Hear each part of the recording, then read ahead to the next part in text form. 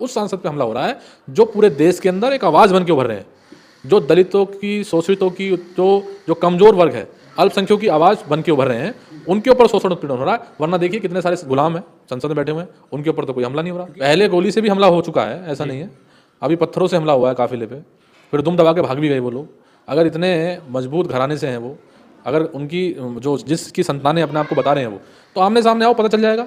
कि थाना प्रभारी को ये बात बताई भी थी कि भाई ये वीडियो वायरल हो रही है बार बार, और लोग कह रहे हैं कि भाई चंद्रशेखर अगर इस गांव में आते हैं और मथुरा से इधर से जाएंगे तो हम लोग जो है उनको तलवारों का सामना करना पड़ेगा। ये कितनी घटिया मानसिकता है कि आज़ाद भारत के अंदर ऐसा कहने वाले लोग बचे हुए हैं, और प्रशासन के लोग उसके बाद भी, उसको सुनने के बाद भी और एविडेंस मिलने के बाद भी सरकार ने कोई कार्रवाई नहीं की। सरकार को दिक्कत यह है कि आने वाले भविष्य के नेता और उत्तर प्रदेश के अंदर आने वाली पार्टी जिसकी सरकार उत्तर प्रदेश में बनने जा रही है, उसका खौफ है, उस लीडर का खौफ है, उस विचारधारा का खौफ है। इसलिए सरकार कहीं ना कहीं इस तरीके के उत्पीड़न कराती भी है।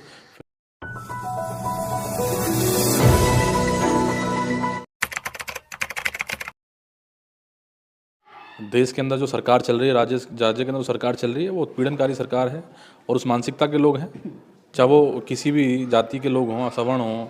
आज सारे के सारे लोग उत्पीड़न की तरफ अगर निशाना जिसके ऊपर साथ के बैठे हुए हैं, तो वो एक वर्ग है जो इस देश के अंदर आंदोलन के साथ खड़ा हुआ है। वो वर्ग इस देश के अंदर लड़ाई लड़ रहा है संविधान को बचाने की, चाहे वो घर में बैठा क्यों ना हो वर्ग, पर उस वर्ग की ज़्यादा संख्या वाले लोग अगर लड़ रहे हैं तो उसका फ़र्क पड़ता है कि वहाँ जो घर में बैठे हुए लोग हैं उसको भी शोषण उत्पीड़न झेलना पड़ता है, अगर वो सत्ता से दूर हैं तो। लेकिन आज के समय में भी ऐसे खबर निकल के सामने आती है, दलित को घोड़ी चढ़ने पर नहीं दिया जाता है, तो कैसे? नहीं, तो मैं बताता रहा हूँ, जातिगत उत्पीड़न है ये शोषण है, एट्रोसिटी है, ये जाति से जुड़ी हुई हैं। अगर हम लोगों को इस उत्पीड़न से बचना है तो हमें एक साथ आना पड़ेगा, सरकार को जवाब देना पड़ेगा। 27 नज़दीक नहीं, अभी तो 2 साल हैं, 2 साल में पूरे समाज में जितने भी बहुजन मूवमेंट के लोग हैं उनको एक प्लेटफॉर्म पे आना चाहिए, एक साथ आना चाहिए। जब से बाबा साहब डॉक्टर अम्बेडकर से पहले जो महापुरुष हमारे लड़ रहे थे, जिन्होंने संघर्ष किया, उन्होंने इस उत्पीड़न को झेला, इस जाति व्यवस्था के विरुद्ध जो उन्होंने लड़ाई लड़ी थी, वो चाहते थे कि भी समानता हो इस देश के अंदर। समानता की लड़ाई लड़ने के लिए जो भी व्यक्ति जो खड़ा होगा, तो उसकी कौम को तक, जो नीचे जो स्तर पे जो कौम खड़ी हुई है, जो गांव में, कस्बे में, शहर में कहीं भी बैठी हुई है, उसको भी उसको झेलना पड़ेगा, क्योंकि कहीं ना कहीं वो उस समाज से जुड़ी हुई है।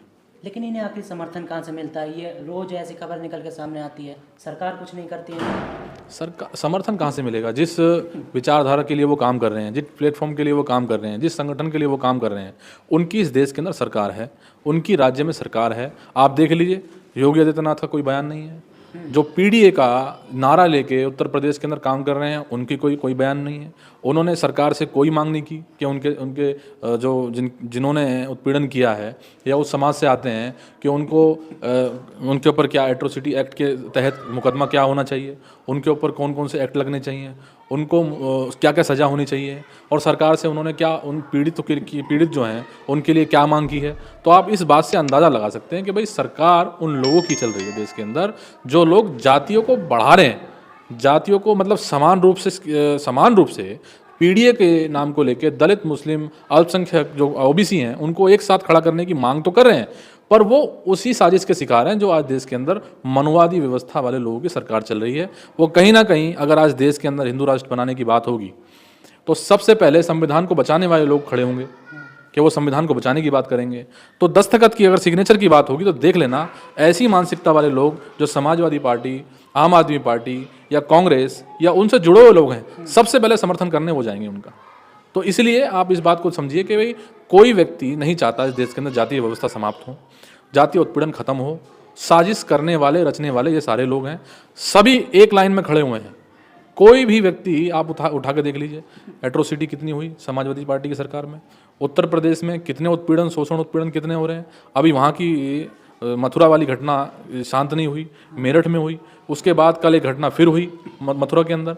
तो ऐसी घटना जो बढ़ रही हैं, उनका सरकार, उसमें कहीं ना कहीं सरकार और सरकार के जो लोग या सरकार में जो पार्टी है, उस पार्टी के कार्यकर्ता भी शामिल। एक साजिश है, सरकार की मिली भगत के साथ हुआ। शासन प्रशासन के लोगों को पता था।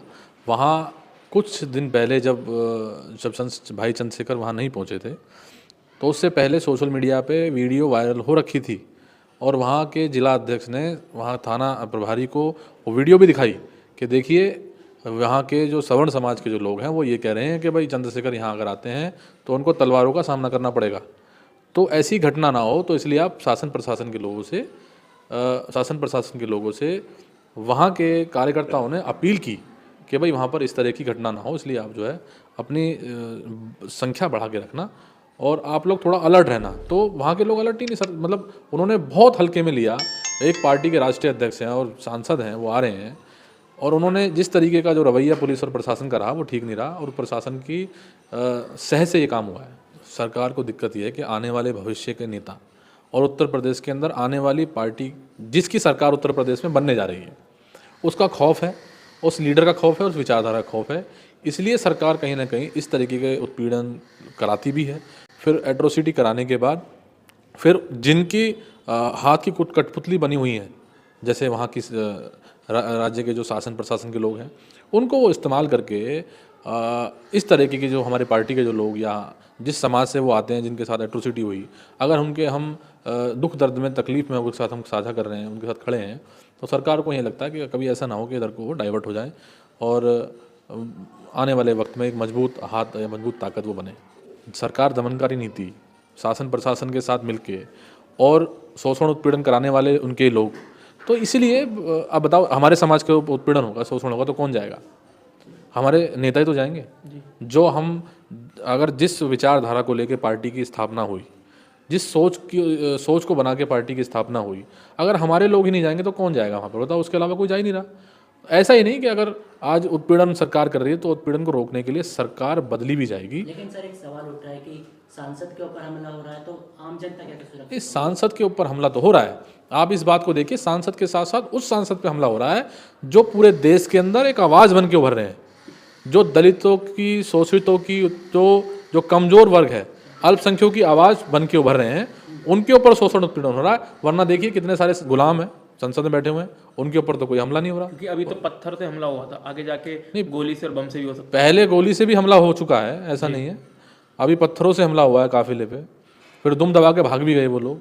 अगर इतने मजबूत घराने से हैं वो, अगर उनकी जो जिसकी संतानें अपने आप को बता रहे हैं वो, तो आमने सामने आओ, पता चल जाएगा।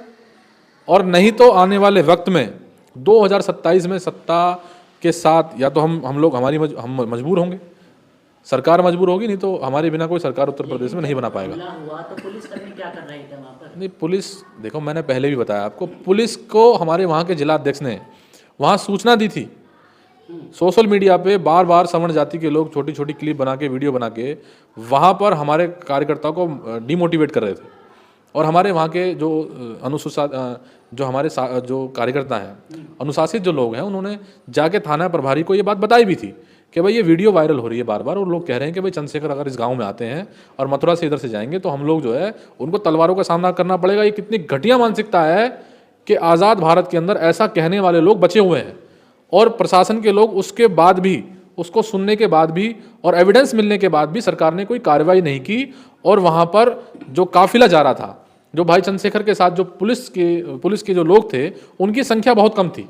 तो ये शर्मनाक है। शासन प्रशासन के लोगों के साथ मिली भगत के साथ ये काम हुआ है, जो एक ऐसी सोच को बढ़ावा देता है जो देश के अंदर संविधान को बचाने वाले लोग हैं, उनको समाप्ति की ओर लेके जा रहा है। लेकिन कहा जा रहा है कि जो पथराव जिन्होंने किया यादव समाज से, तो अखिलेश यादव क्यों नहीं बोल रहे हैं? उनके जो बुद्धिजीवी लोग हैं वो क्यों नहीं बोल रहे हैं इस पर? भाई देखो, हम तो ऐसा नहीं कहेंगे, क्योंकि कोई ऐसा वर्ग, एक जाति नहीं होती है जो उत्पीड़न करने वाली, कोई जाति नहीं है। बदमाश की कोई जाति नहीं होती, गुंडों की कोई जाति नहीं होती। किसी अगर वर्ग ने किया तो अखिलेश यादव को बिना झिझक, जैसे हम बोल रहे हैं, ऐसे उनको बोलना चाहिए, सरकार से, प्रशासन से मांग करनी चाहिए। पर वो अपने समाज को, अगर ऐसा लग रहा है हमें, अपने समाज को बचाने के लिए जो पीडीए की बात करते हैं वो बिल्कुल खंडित होती है। यहाँ पर ये छलावा है, हमारे लोगों को गुमराह करके उनका वोट लेना, ये भी छलावा है। तो इसलिए हमारे लोगों को इस बात को समझना चाहिए।